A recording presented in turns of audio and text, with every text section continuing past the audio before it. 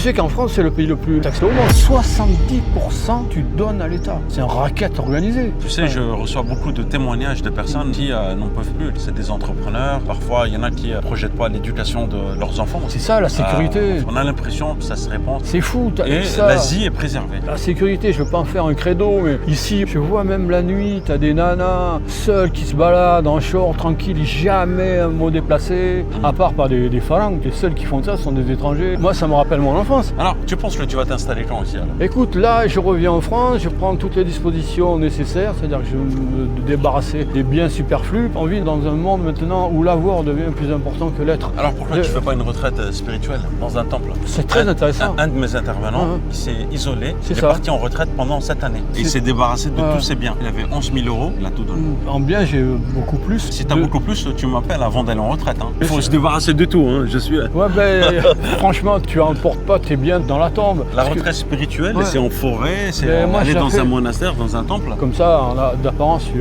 fêtard, artiste, mais je suis très connecté bouddhisme. Tu es spirituel alors? J'ai fait beaucoup de kung-fu, d'arts martiaux chinois. T'as une petite démonstration ou pas? Pas casser la caméra. L'idée, c'est de se couper des liens matériels, mais je pense qu'il faut garder un petit truc. On ne sait jamais ce qui peut se passer justement au niveau géopolitique, au niveau politique ici. Il peut y avoir des pétages de plomb.